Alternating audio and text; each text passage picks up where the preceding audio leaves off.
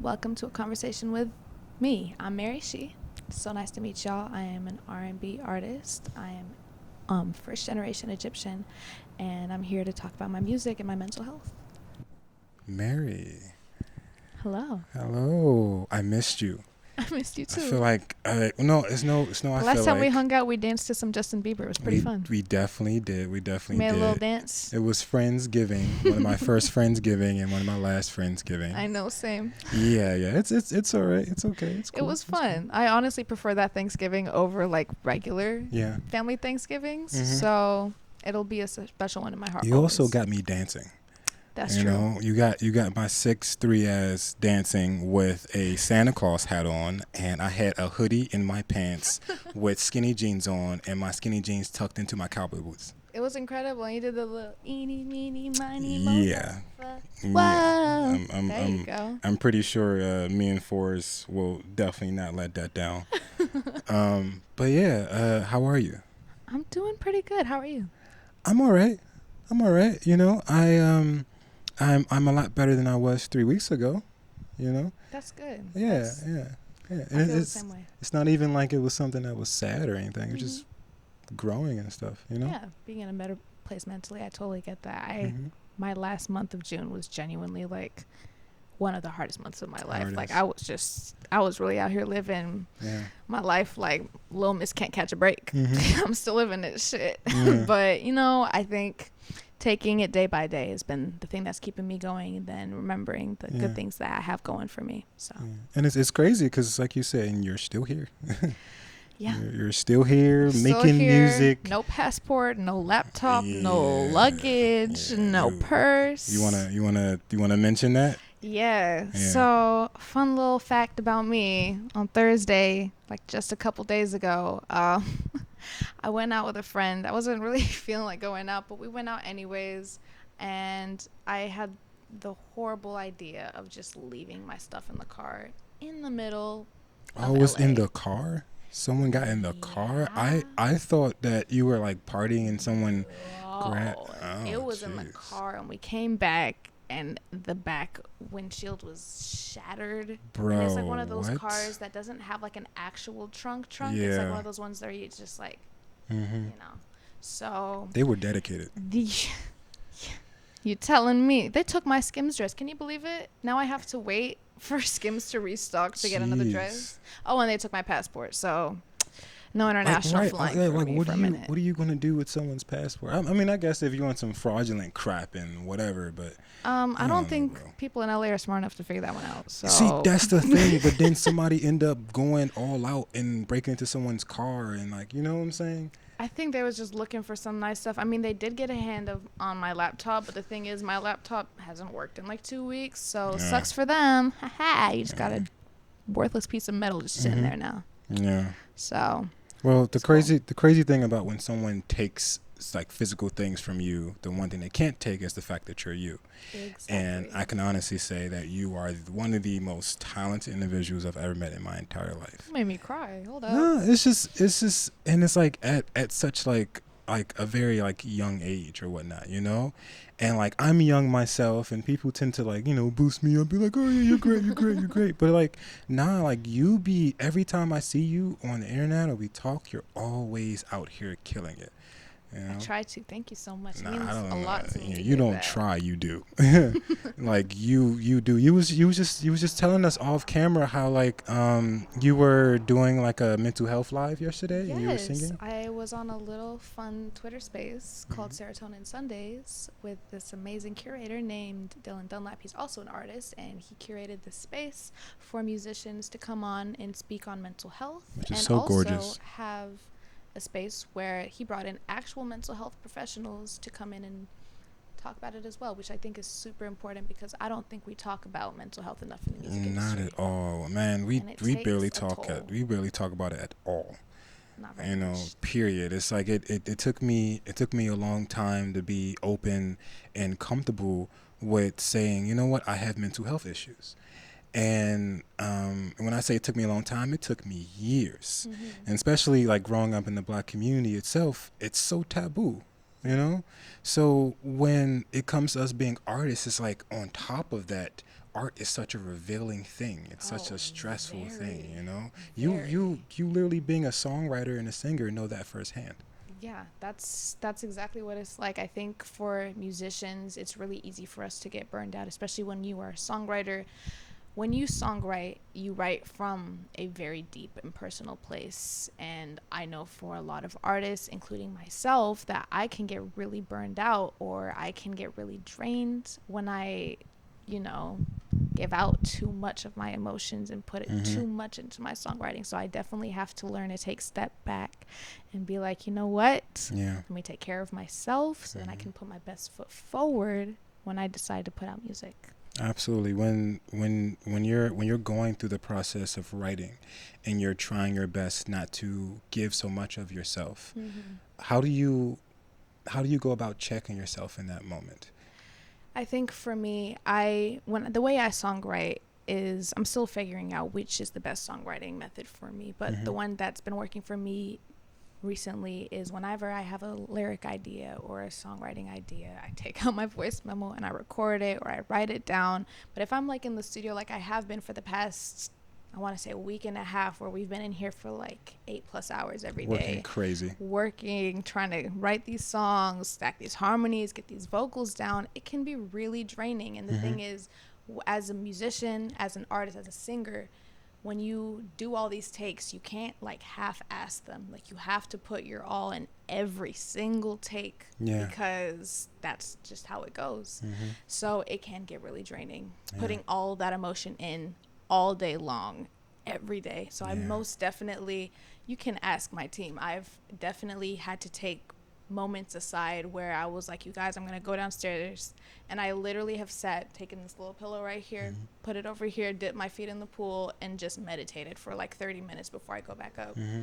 And then by then I'm honestly like in a much better headspace and I'm Yeah. feeling a lot more productive. And that's so important. Because I know I used to suffer from, like, being a workaholic and then just doing, and then my work became a job, Mm-hmm. and then it started stressing me out. Yeah. So you having the wherewithal to take a moment to be like, you know what, I do love singing, I do love songwriting, I do love these things, but I love myself a lot more. So I'm gonna need to take my leave Mm-hmm. and go be with myself and remove myself from this thing that I love more than, it possibly becoming a job, Of course. Of So course. that's gorgeous. That's gorgeous. So in regards to like music in general, and I want to make a habit of doing this whenever I talk to a musician, because I find it so fascinating, which is your relationship to music. Mm-hmm. And earlier you spoke on how whenever you're writing music or composing music, you're giving a lot of your energy to that thing, Of course. because art in general is a very expressive thing. Mm-hmm. So my question to you is, what's your emotional relationship with music? I know some people, like, I write from love, I write from pain, I write from this. What about with you? So for me, I'm very open about like my history with music. I've been singing since I could really talk. Like I have a video of Mm-hmm. my phone of me in like 2005, 3 years old, singing like Mm-hmm. a church solo. Yeah. And like for me, music has always come very naturally to me. I was in piano at 6 years old. I did harp lessons. I self-taught myself guitar and ukulele. I did choir for like 10 years. Mm-hmm. I had a really inconsistent childhood. Yeah. If And that's like the easiest way to put it. My childhood was never really easy. I had a lot of inconsistencies in my life. It wasn't very stable. So the one stable thing that I did have was my music. Mm. And the fact that I was always doing something music related, whether that was learning an instrument or being in choir or whatever it may be. My one consistent thing was music. So for me, music is like my comfort. So when I write, I come from a place of, this is my therapy. I mean, of course, and I can't emphasize this more, please go to therapy. Please. If you have problems and things that you want to talk about and you don't know where to do, you don't know how to approach things, go to a therapist. Yeah. I promise you, it is okay to talk about your problems. Mm-hmm. And I cannot emphasize that more. I genuinely don't think I would be here today That's if beautiful. it wasn't for the fact that I had did therapy from a young age. And I am still in therapy. Therapy never goes away. It's so, so crucial. And honestly, it was my therapist who pushed me to continue doing music, and she was the one who pushed my parents to keep me in it, because my parents at some point were like, just taking too much of her time, or she's not focusing on the right things. And she's like, no, she needs this. She definitely needs music in her life. It's the only stable thing going for her. So when I write for music, it's a place of comfort, it's a place of love. And the reason I do music actually is because I love connecting with people. I genuinely don't care for the fame or the money. Like, it's fun, I love meeting new people, but for me it's all about connecting with my supporters. I don't like calling them fans, because fans feels like I'm better than them. So I prefer supporters, you know, extended family, if anything. I love that. So that's how music is for me. I love connecting with people. I love being able to connect with someone on such a deep and emotional level, and I don't even have to get into a whole conversation with them, but I know that I've just connected with someone emotionally. You can see tears in their eyes, and I'm like, I know that what I just said resonated with you, and I'm giving you a hug through some music notes. So I keep on asking the girl in the mirror, what's wrong? As to why haven't I seen your smile in so long? And it'd be like, ooh, I'm falling, and life is calling me back home.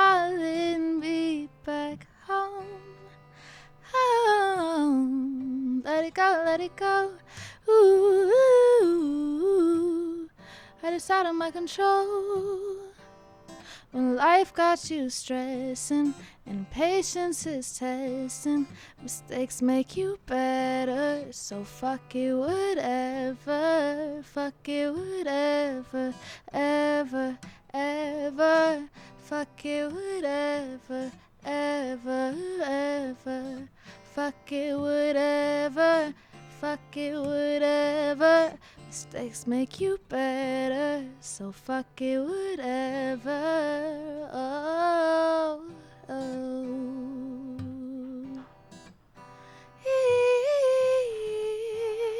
Yeah. Oh, oh, hey, yeah. There you go. That's fuck it, whatever. I love that. The one thing I love the most about just talking to people in general, it don't even have to be about art.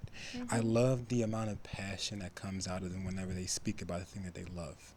You know, I feel like that's missing in a lot of the things that we do, which is passion, you know, loving this stuff, you know, knowing so much about it. Out of all the people that I've met in regards to music, it seems like you tend to know way more than they do beyond you even going to school, you know? I mean, I try not to compare myself to other musicians. When it comes to music, for me, I was lucky to be put in it at such a young age and been able to be consistent with it. Like, for me, I have classical training, so my vocal technique is very classical based. You better praise yourself. Please, you better. Yes, you were in all these things, but because of your love and your ability and your awareness of who you are and what you like, what you appreciate, that's why you do it. You know, sure your parents are looking out for you and putting you in the right programs. That's great, that's cool. But if you didn't love this, you would have stopped. Of course. You would have stopped. I would have. You know? And I didn't. Right. I literally, I think I have like an old photo album that I made in like second grade or something, and I just put a bunch of pictures in and like some of my old things from elementary school, and I have like my third grade little introduction speech, you know like the little introduction speeches where they made it like kind of like a sandwich. Yeah. So one of my sandwich pieces was what I wanted to be when I grow up, and it literally says singer. So I always knew I wanted to do music. You always knew it. I always knew I wanted to do music. I always knew I was going to go into it long term. I don't know why my parents were so surprised when I was like, surprise, I want to go to music school. Like, oh my God, you want to do music after we put you in choir for 10 years and made you learn 4 instruments? Exposed you to everything. And made you listen to like every single genre of music. I'm like, why are you so surprised? Like, you should have seen this coming. Right. So I've always loved music. I don't see myself doing anything else. I know if I were to ever, not do music, I would probably go into psych because I am also a huge advocate on mental health, and I think it's a super, super important conversation to have. No, definitely. I think because I went to school for sociology, and it's one of the reasons why I love art so much. Because again, art is a way to connect with people through different lenses, Absolutely. Emotionally, you can connect with them physically, you can connect with them spiritually. There's just so many routes. Mm-hmm. So sociology is the art of just understanding patterns and understanding people. And music is such a siren, Mm-hmm. It can move a group of individuals to do so many things. And whenever you sing, I feel like you move people to be at peace. You move Thank people to find love within themselves. I don't know. It's just beyond you having the ability to hit a note. You have the ability to reach people. So I really do appreciate that. Thank you so much. That means the world to me. That's the reason I do it. I mean, obviously, I will work my ass off to, hit the runs I need to hit or whatever it may be. But for me, I always will approach music, my singing, my songwriting from an emotional standpoint rather than a vocal agility standpoint. Of course. So. No, I love that because I'm not really sure how exactly we could even do this art thing if we're not doing it from some type of emotional state. Absolutely. Absolutely. Something. Yeah. Mm-hmm. And I used to struggle with the idea because I used to just willy-nilly create with the idea of creating, growing up. And I was like, why aren't I creating from an exact emotion? Is there something wrong with me? Because I know a lot of my homies would create from pain or create from love. And I would just do it because I loved it. I just do it when I say love, they create it from relationships and stuff. But I would do it because I love the act of it. Mm-hmm. But I realized that passion is an emotion too. Of course. It brings out so much. Yes, absolutely. So yeah, I appreciate that. I appreciate you. About the day before, you pull me close, let me know that I'm always yours. You make it so easy, easy. I'm living how you treat me. Show me that you need me. You're leaving me speechless. Never thought I'd get someone like this. I need all you can give and more. You make it so easy, easy. You know just how to please me, easy. The times you feel like I won't be able to actually be enough or just shit like that we don't really talk about that much. You put in the work with the music and everything, but I personally feel like, and I know this for myself, that I've always wanted someone to ask me how I was beyond my creative output. How am I feeling? So this is a shit. This is the bee's knees. Yeah, Absolutely. People always forget We that. forget that sometimes. Yeah, and we get used so much. They want our art, but they don't really give us anything back but critique. Yeah. But hey. And a lot of times too, I'll start feeling bad more about myself. If I'm going through something in real life and I'm in the studio and I'm supposed to be writing and I'm not doing that same output, it's that affects you more. I can't have a bad day. Right. You do have them, you know what I'm saying? But it's you're always trying to pretend like you good. Like you do. Yeah, exactly. Like you good. And it's it does nothing for us. It takes a toll on you. It takes overall. a huge toll. In those moments when you're like, fuck, I gotta do this thing, I gotta act like I'm okay. To be honest, bro, sometimes it's okay to say no. Because I guarantee you're not gonna make a good product if you're not in the right headspace. Yeah. And even if you think it's good, I guarantee you, if you were in a better headspace, this shit would have been even more better. More better, nigga. English. Me back, calling me back home. Let it go, let it go. It's out of my control. Life got you stressed. Impatience is tested. Mistakes make you better. So fuck it, whatever. Thank you all so much for watching the conversation with This is Mary She. The go. The go. I appreciate you guys for watching this entire podcast. It was amazing to have the pleasure to speak to these wonderful individuals, especially this goat right here in the making. Please like, share, subscribe, all that good things. Become a part of the family. I love you so much. I'm sure you love me. I'm gorgeous. So yeah, peace, love, and This is Mary She. mercy. Oh. Mercy. Peace, love, and mercy. Yeah. For some reason, everyone always gets it wrong. I'm sort of getting upset about it. It's part of the show now.